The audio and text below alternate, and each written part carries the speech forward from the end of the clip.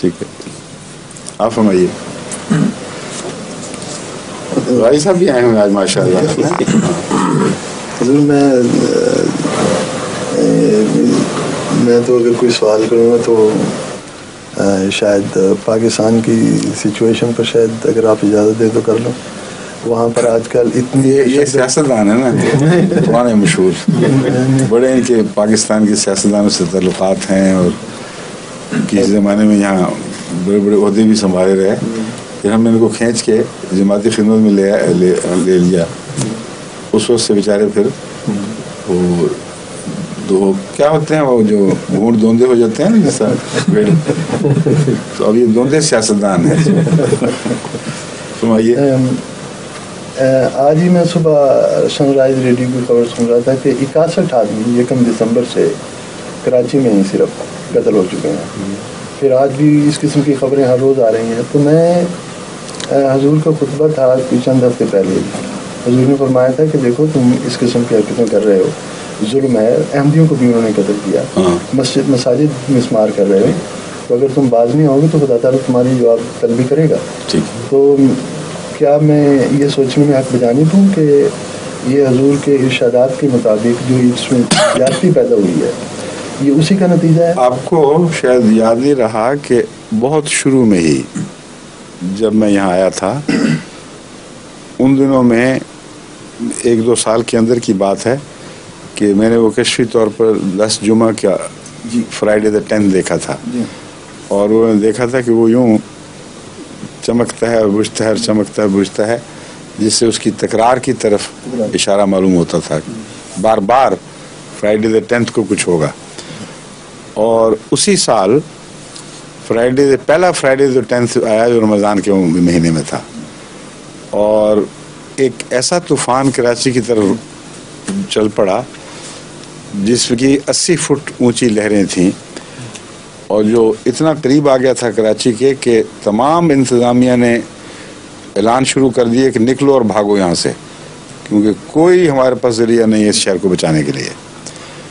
اور اس کے بعد جو افراتفری پڑی ہے, کس طرح پیٹرول پمپوں پہ جیم ہو گئے سارے یہ رستے, لیکن اللہ تعالیٰ نے فضل فرمایا اور وہ ایک وارننگ ہو کر وہ معاملہ رک گیا. اور پھر انہی دنوں میں اس میں طوفان اٹھا ایک صوبہ سرحد میں ایک خاص کوئی زلزلہ آیا تھا, یہ کیا تکلیف پہنچی تھی جو سوات وغیرہ کی طرف, ہاں اس طرف بہت شور پڑا, بہت تباہی آئی تھی. اور ایک عین جمعے کے دن وہی ہوا واقعہ, ایک جنوب کی انتہا میں ایک شمال کی انتہا میں. اس کے بعد اگلے خطبے میں نے اسی مضمون پر تفصیل سے روشنی ڈالی ہے, آپ اگر دوبارہ سنیں تو آپ حیران ہو جائیں گے. اس میں نے کہا تھا کہ یہ اللہ تعالیٰ کی طرف سے, کیونکہ جب یہ ہو رہا تھا تو رات اس وقت ہم یہاں تہجد کے بعد یہ دعا کر رہے تھے کہ آج جمعہ ہے, اللہ تعالیٰ بچا لے قوم کو. ہم عجیب باتیں تھیں, نشان پورا کرنے کو ہونے کو بھی دل چاہتا تھا اور قوم کے بچانے کو بھی دل چاہتا تھا. ایسے تضاد میں انسان اس وقت مبتلا ہوتا ہے, اور انصاف کا اور وفا کا قوم سے تقاضا یہ ہے کہ یہ دعا ضرور کرے, خواہ اشتباہ کسی کو ہوتا پھرے, اللہ تعالیٰ کی بات تو ہے وہ تو وہی جانتا کیسے پوری کرنی ہے. چنانچہ دوسرے دن صبح یہ خبریں آئیں, اور وہ اتنا یقین تھا سب کو کہ ہمارے سارے گھر, اس میں عزیزہ نصرت نچھو جن کو ہم کہتے ہیں, بی بی امت الباسط کی بیٹی, وہ بھی ان دنوں ہمارے پاس تھی. تو وہ بھی رات جاگی رہی کہ دیکھتے ہیں اب کیا ہوتا ہے. میں کہتے ہیں دیکھو نہیں, یہ کوئی ایسی بات نہیں ہے کہ تماشا دیکھنا ہو, استغفار کرو, دعائیں کرو. چنانچہ صبح یہ خبر آ گئی. اب اس کو کون کہہ سکتا ہے اتفاقی حادثہ ہے؟ اس کے نتیجے میں نے اگلے خطبے میں سمجھایا کہ خدا تعالیٰ کی طرف سے یہ بڑی سخت ایک وارننگ ہے, ایک انتباہ ہے, اور آئندہ اگر تم لوگوں نے باز نہیں آئے تو تمہاری تباہی شمال اور جنوب دونوں طرف سے شروع ہوگی, اور دونوں طرف طوفان اٹھیں گے. اب اس دور میں آپ کو کراچی تو نظر آیا ہے, وہ سوات میں جو واقعہ گزر گیا وہ نظر نہیں آیا. وہی علاقہ ہے جہاں سے پہلے وہ اس زمانے میں وارننگ شروع ہوئی تھی, اور وہیں اب اس سے بڑھ کر یہ آ گئی ہے. اور اس کے بعد بیچ کے خطبوں میں نے یوم تغابن کے حوالے سے تو سورہ تغابن کی آیات ہیں. آواز یہ پیغام دیا تھا کہ تم لوگوں کے ساتھ یہ ہوگا جس طرح جماعت کا کوئی آدمی جو مظلوم ہوتا ہے گورنمنٹ اس کی مدد کو نہیں آتی, دوسرے لوگ مدد کو نہیں آتے. تو سورہ تغابن سے مجھے معلوم ہوتا ہے کہ جب یہ بیماری قوم میں ہو جائے, معصوموں پر ظلم ہو اور ان کی مدد کی آواز نہ سنی جائے, تو ساری قوم ایک دوسرے کو پکارے گی اور مدد نہیں آئے گی. اور بین ہی یہی سرخیاں اخباروں میں لگ گئیں, بلکہ جو تکبیر تھا اخبار اس میں بھی یہی سرخیاں لگی ہوئی تھیں, پکارو کس کو پکارو, کوئی سننے کو نہیں آتا, کوئی مدد کو نہیں آ رہا. تو ایک ایک لفظ جو قرآن کریم سے مفہوم میں سمجھا اس کا ایک ایک لفظ پورا ہوا ہے اور ہو رہا ہے. اور ابھی بھی ان کو اگر سمجھ نہ آئے تو پھر کس طرح کوئی سمجھا سکتا ہے. اتنا اچھا خوبصورت ملک, اتنا صلاحیتوں سے بھرا ہوا ملک ان لوگوں نے اس طرح ضائع کیا ہے کہ یعنی اس کی تقدیر پہ رونا آتا ہے. اور کیا حکومت, کیا اپوزیشن, ایک دوسرے پر الزامات, فسادات ہو رہے ہیں اسمبلیوں میں. ایسے لوگ ہیں اسمبلیوں میں جن کی آپس کی لڑائیاں, ان کی تصویریں دیکھے تو آدمی سوچ بھی نہیں سکتا کہ ایسے لوگ بھی اسمبلی میں پہنچ سکتے ہیں. لیکن ساری قوم کا آبا بگڑ گیا ہے. بنیادی وجہ وہی ملا کی ہے. ملا نے رجحانات کو بدل دیا ہے. ملا نے کہا ہے تمہیں ہر چیز کی اجازت ہے اگر تم احمدیوں کے خلاف رہو اور ان کا قتل و غارت کرو, ان کو برباد کرو, ان کی مسجدیں لوٹو, مٹاؤ, غارت کرو. تو اگر یہ کرو تو یہ اتنی ثواب کی کام ہے, اتنا ثواب کا کام ہے کہ نہ ہم تمہارے پیچھے پڑیں گے, نہ گویا خدا تمہارے پیچھے پڑے گا. مولوی تو نہیں پڑھتے پر اللہ تو نہیں مولوی کا غلام, نعوذ باللہ من ذالک. اللہ ایسی قوم کے پیچھے پڑ جاتا ہے. بس یہ ہو رہا ہے اور مولوی کی بربادی ہے ساری. اس کو ایک ذرہ بھی خدا اور خدا کی قدروں سے کوئی تعلق نہیں ہے. ورنہ جس قدر ظلم اور صفاقی پھیلی ہوئی ہے, جھوٹ ہے, بددیانتی ہے, ظلم ہے, غریب کے حقوق مارے جا رہے ہیں, بھوکا گلیوں میں مر رہا ہے اور عیش و عشرت کے مینار کھڑے ہو رہے ہیں, دوسری طرف اونچے محل بنائے جا رہے ہیں. اتنا فرق ہے کہ آپ کراچی کی جو وہ آبادیاں ہیں جہاں نہ بجلی ہے, نہ پانی کا انتظام ہے, گندے نالوں میں, خالی جگہوں میں مکان بنے ہوئے ہیں, وہاں جا کے دیکھیں جب سیلاب آتا ہے تب وہ مارے جاتے ہیں, جب خشکی آتی ہے تب وہ مارے جاتے ہیں. بے حسی ہے.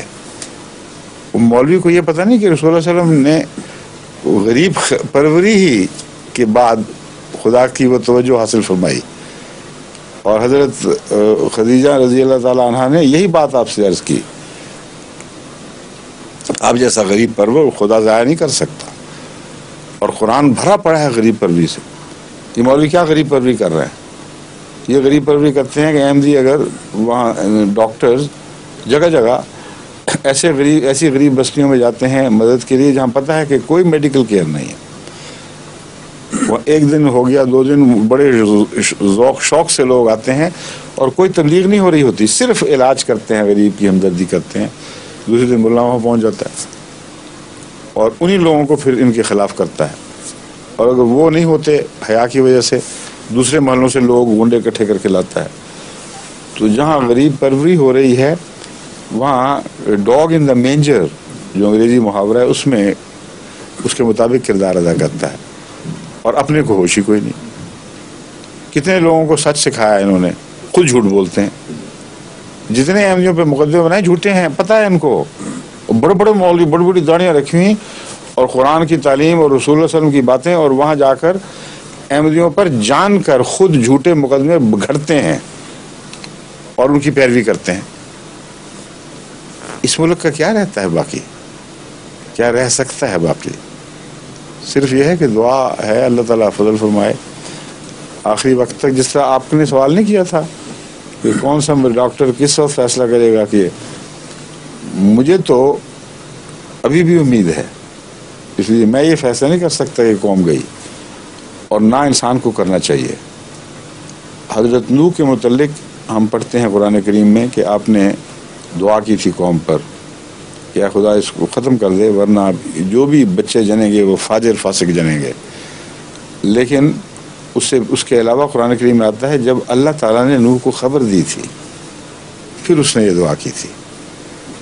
حضرت نوح کے اپنے دل کی دعا نہیں تھی وہ، جب تک اللہ تعالیٰ سے یہ اطلاع نہیں مل گئی کہ یہ اس قوم کی تقدیر لکھی جا چکی ہے، اب یہ مومن نہیں ہو سکیں گے، تب یہ دعا کی گئی. اور اس وقت یہی دعا قوم کی بہتری میں ہے. ورنہ فاسق فاجروں کے اوپر زمانے کو چھوڑنا ظلم کو لمبا کرنے والی بات ہے، دکھوں کو کہ زمانہ بڑھا دینے والی بات ہے. بس اس پہلو سے پاکستان کے متعلق تو مجھے شروع سے ہی اس سے ظن ہے کہ جب اللہ تعالیٰ نے قائم فرمایا ہے تو کچھ نہ کچھ تقریر خیر اس سے وابستہ تھی، جو جب تک پوری نہ ہو اس وقت تک میں نہیں سمجھتا کہ پاکستان مٹ سکے. اس لیے دعا کرتا ہوں اور سب کو دعا کرنی چاہیے، لیکن اس دعا کا حصہ یہ ہے کہ جو بدبخت پاکستان کے پیچھے پڑا اس کے لیے بد دعا بھی کی جائے، یعنی مولا کے لیے.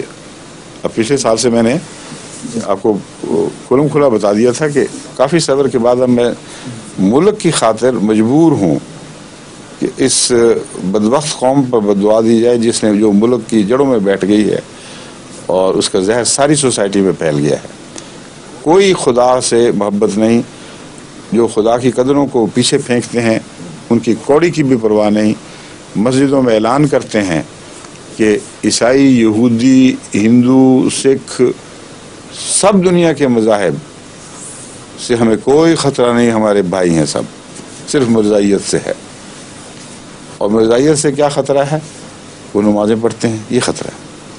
کلمہ پڑھتے ہیں کہ بڑا خطرناک بات، کیا ہوگا دنیا میں، فساد پھیل جائے. لا الہ الا اللہ محمد رسول اللہ کہتے ہیں. ان کے ہاں گھروں سے بسم اللہ لکھی ہوئی دستیاب ہوتی ہے، اور قرآن پڑھتے ہیں اور قرآن سناتے ہیں. اور اتنا خطرناک حال ہے ملک کا، ان بدبختوں کو کھلا چھوڑا ہوا ہے. جب تک ان کو نہ ہم مٹا لیں گے اس وقت تک ہم چین سے نہیں بیٹھیں گے. کوئی یہ جھوٹ، یہ فساد، یہ بدماشیاں، یہ مولوی جو بچیوں کو ذلیل کر جاتے ہیں اور جو گند اٹھا رہے، ہر روز تصویریں اخباروں میں چھپتی ہیں، یہ کیا ہے؟ تو بیچارے عمل کی کمزوریاں، اللہ معاف کرنے والا، فکر نہ کرو، چلنے دو. یہ جو جھوٹ بول بول کے اسمبلیوں کے ممبر بناتے ہو تم لوگ، اور رشوتیں کھائی جاتی ہیں، کم سے کم الزام تو یہی لگاتے ہو، اللہ بہتر جانتا ہے. سارے قوم کے پیسے کھائے جا رہے ہیں، اربوں کو کہتے ہیں لوٹ گئے ہو، اور پھر مقدمے بناتے ہو اس یقین کے دہانی کے بعد کہ یہ سچے مقدمے ہیں، اور پھر صلح کرتے ہو اور مقدموں کو واپس لے لیتے ہو. یہ قرآن کریم کہ ان کو اول تو اجازت ہی نہیں تھی کہ ایک دوسرے کے خلاف چڑھائی کریں، آپس میں لڑیں، اور پھر قیدیوں کو فدیہ دے کے چھوڑنے کی اجازت نہیں تھی. اگر جرم ثابت ہے تو پھر اس کو سزا دو. تو ساری چیزیں جو قرآن کریم نے پرانے نقشے کھینچے ہوئے ہیں وہ لفظاً نقش پر نقش آج وہاں صادق آ رہی ہیں. مولوی کو پتہ نہیں، یہ حصہ ہے اس کالے نقش کا، بلکہ وہ تحریر کرنے والے کالے نقش کا نقاش چاہیے. اسی نے یہ سارے گند پھیلائے ہیں. اور جب تقریر کرتا ہے تو کہتا ہے اگر بحر الکاہل میں کوئی مچھلی بھی تڑپے تو ضرور مرزائی سازش ہوگی. اس قدر جاہل انسان کی بات جو قوم مان جاتی ہے، آپ اندازہ کریں ان کا حال کیا کر دیا. کہہ کر جس طرح ہٹلر نے کہا تھا کہ جھوٹ بولتے چلے جاؤ یہاں تک کہ بڑے سے بڑا جھوٹ ہو تب بھی قوم اس کو مان جائے گی. جھوٹ بس یہ ہے کہ رگڑتے چلے جاؤ. انہوں نے ایسا جھوٹ رگڑا ہے جماعت کے اوپر، اور ساری قوم مان گئی ہے کہ چلو کرتے چلے جاؤ. سارے اخبار اس گند کو اچھالتے ہیں، اور کسی قوم میں سے کوئی مرد رشید نہیں ہے جو کہ کیا بکواس کر رہے ہو، لغو باتیں، جھوٹی باتیں. عجیب و غریب شیعہ سنی فساد میں گورنر صاحب اعلان کر رہے ہیں. آپ سوچئے احمدیوں کی شرارت ہوگی. آپ بتائیں وہ کہاں ہیں احمدی؟ کیوں نہیں پکڑے تم نے؟ پھر معروف ہیں، جانتے ہو کہ ان کے پاس ہتھیار ہیں، کون لڑ رہے ہیں، سپاہی صحابہ والے ہیں، وہ نظر آ رہے ہیں، ان پر تم ہاتھ نہیں ڈالتے کہ احمدی ہیں ان کے پیچھے. تو جہاں جھوٹ اس کثرت سے پھیل جائے اوپر سے نیچے تک तमाम सोसाइटी के तबकात पे हावी हो जाए। उसको बचाने के लिए गैर मामूली दुआ की तो ज़रूरत है या इस्तिग़फ़ार की ज़रूरत है, मगर मायूस होकर सारी कौम को फेंक देना ही जायज़ नहीं, क्योंकि मैं जानता हूँ इन्हीं में शरीफ लोग मौजूद हैं, अब बेआवाज़ हैं, मगर आवाज़ नहीं उठती है मतलब नहीं कि आवाज़ दिलों में पैदा नहीं होती। बहुत कसरत से अहमदी मुझे लिखते हैं कि शुरफा मौजूद हैं, वक्त के ऊपर हमारी मदद भी करते हैं शुरफा बाज़, और बाज़ दफ़ा पुलिस के सामने भी जाके अटकते लड़ते हैं और कहते हैं झूठ बोलते हो तुम लोग, इन कोई तुम्हें हक नहीं है इन पर हाथ डालने का। सारे बाज़ दफ़ा एक जगह के शुरफा इकट्ठे होकर कहीं कहीं मगर हो जाता है। तो ये जो शराफत की रमक है ये मरी नहीं है, कौम में जिंदा है। जब तक चिंगारी है उस वक्त तक आग की तवक्को हो सकती है, इसलिए इसको कहते हैं राइट ऑफ करना जायज़ नहीं है।